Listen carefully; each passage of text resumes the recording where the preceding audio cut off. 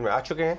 निकुंज, आप काफी दिन से अपना रुख ये मेंटेन कर रहे थे कि बाजार ठीक नहीं लग रहा है। फ्राइडे को जो जिस हिसाब से हम ब्रेक डाउन किए 100 डीएमए के नीचे, अभी आपको थोड़ा बेटर फील हो रहा है क्या कि बॉटम बन रहा है? बर्थडे गाना गाया? Absolutely. गाना गाता है, गिफ्ट कहाँ है? विश किया उन्हें और हम पार्टी अवेट आज कर हम रहे पूछने हैं। वाले हैं कि आज लखनवी बिरयानी आ रही है या फिर गुजराती उंधियू? आप गिफ्ट लाए हैं? तो मुझे फिर पता ही पहले गिफ्ट दीजिए। देखो सबसे बड़ा गिफ्ट बर्थडे पार्टी में नहीं जी, ऐसे नहीं होता है। दुआएं। We live in a very materialistic world.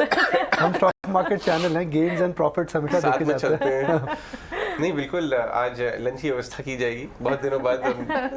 Biryani मैं लंच पे आज थोड़ा एक मैनेजमेंट मीटिंग में बिजी हूँ, तो डिनर करिए।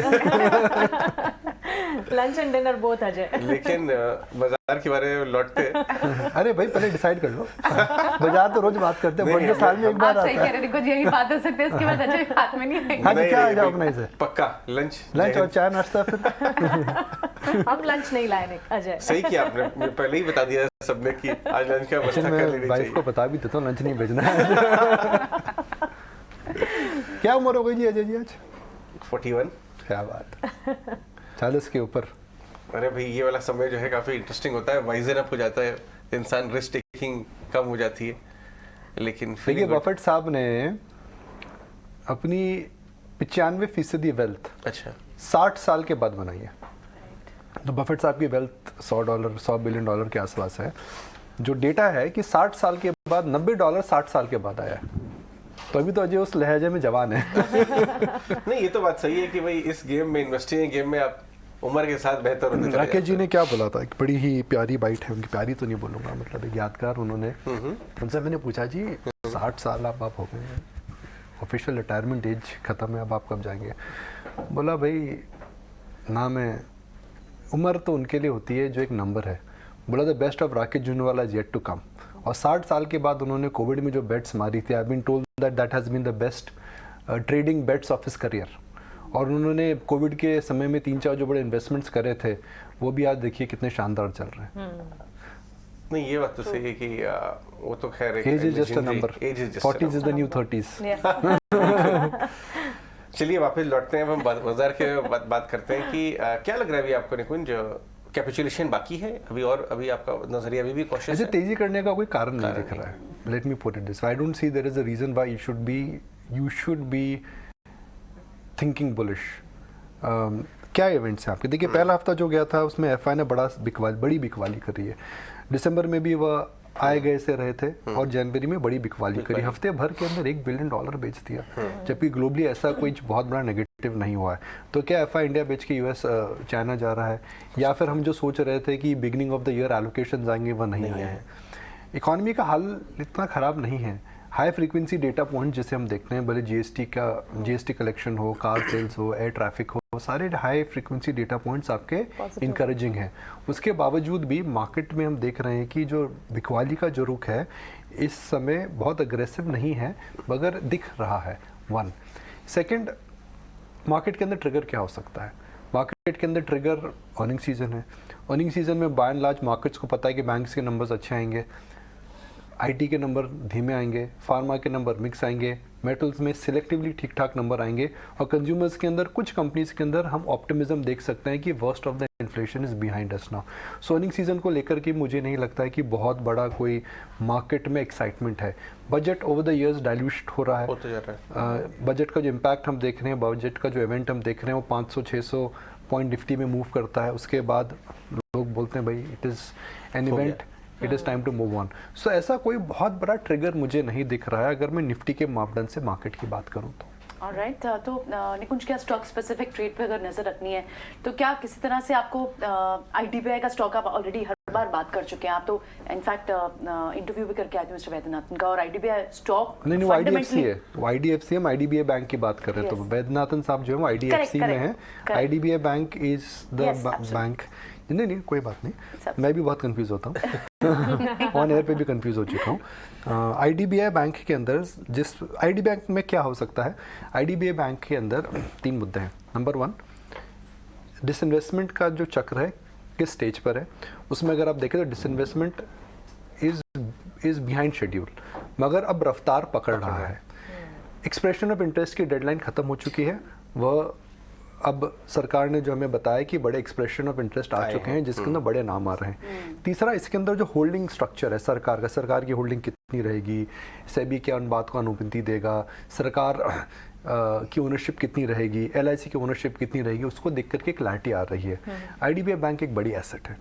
अगर सरकार IDBI बैंक का स्ट्रेटेजिक विनिवेश कर देती है तो ये बहुत बड़ी बात है। इसलिए बड़ी बात है बिकॉज एक तो स्ट्रेटेजिक होगा, दूसरा फाइनेंशियल सेक्टर में विनिवेश होगा, तीसरा ऐसी एसेट का विनिवेश होगा जो एक PCA में बैंक आ चुका था। तो ये छोटी बात नहीं है। This is not like a small divestment, it is a strategic cell if it goes through in a financial sector which is the most regulated sector of country and an asset which had become almost, जिसमें IDBI bank में LIC को हाथ पकड़ना पड़ा ताकि bank डूबे ना। वैसी एसेट को अगर आप एक स्ट्रेटेजिक प्रीमियम पर बेच पाते हैं किसी बड़े निवेशक को, तो मेरे हिसाब से ये एक मार्केट स्टैंड पॉइंट के लिए एक बहुत बड़ा पॉजिटिव है, हो जाता है तो। मगर जहाँ पर आपको अवॉइड करना चाहिए वह एशियन पेंट्स। अगर आप मेरे से पूछे कि मेरे रडार में आज क्या है, एशियन पेंट्स। एक टेम्पटेशन होती है, क्रूड गिर गया, क्रूड डेरिवेटिव ले लीजिए।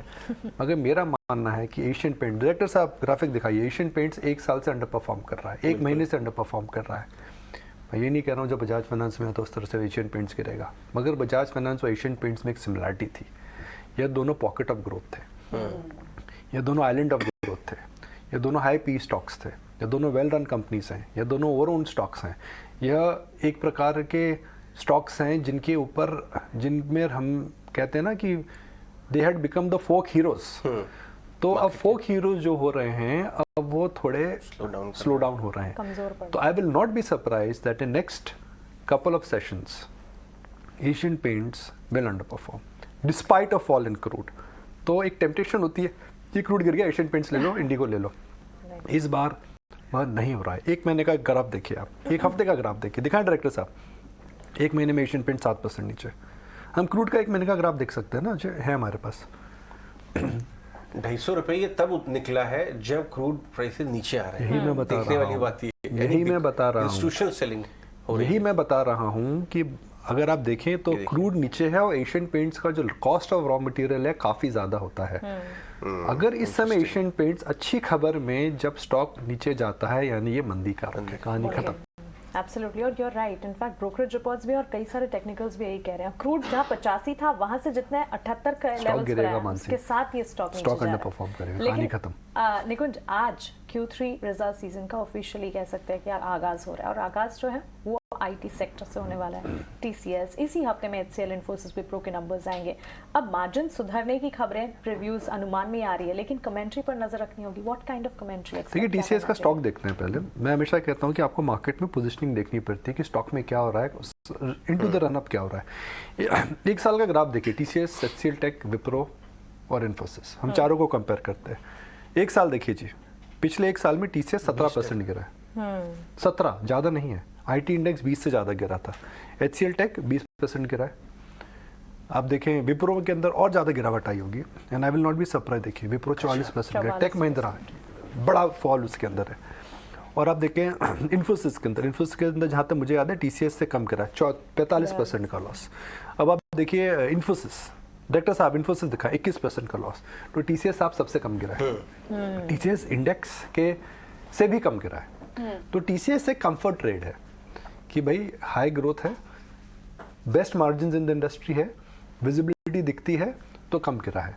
TCS से क्या नतीजे आ सकते हैं? TCS आके बोलता है जी थोड़ा धीमापन है मगर खराब नहीं है, थोड़ी सिक्लिकल डाउनटर्न है पर हम रिकवर कर जाएंगे। अगर वो आकर के ये बोलता है तो मार्केट के अंदर शॉर्ट टर्म के अंदर, क्योंकि TCS ने आउट परफॉर्म कर रहा है, मुझे लगता है अंडर परफॉर्मेंस आ सकता है। फर्स्ट, TCS आके बोलता है that the long term story is intact, हमें कुछ फ़र्क नहीं पड़ता है और हमें नहीं पता दुनिया में क्या हो रहा है, हमारा बिजनेस तो अच्छा चल रहा है और हमारी एट्रिशन रेट कम हो रही है और हमारे मार्जिन वापस अपने पीक मार्जिन 24 से 26 के बीच में आ जाएंगे। अगर TCS वैसे आकर के बोलता है तो एक माइल्ड शॉर्ट कवरिंग हो सकती है, मगर मुझे नहीं लगता है कि IT के अंदर रुख अभी बदल रहा है। जो भी IT में होगा इस अर्निंग सीजन में, हम कहते हैं ना कि वो 2 दिन का उजाला, फिर मैं रुक जाता हूँ। तो IT के अंदर मुझे नहीं लगता है कि IT स्टॉक्स के अंदर, I think they are not cheap. B, market के अंदर साइकोलॉजिकली नैस्डैक जब तक बॉटम आउट नहीं होता है तो फैक्टर्स हैं। ऑल राइट, ठीक है। सो एशियन पेंट्स पर आज आपको कॉशियस इन्फोसिस ट्रेड रखना है और साथ ही आईटी स्टॉक्स को अब भी खरीदने का समय नहीं हुआ है। बहुत बहुत शुक्रिया निकुंज इस एनालिसिस के लिए।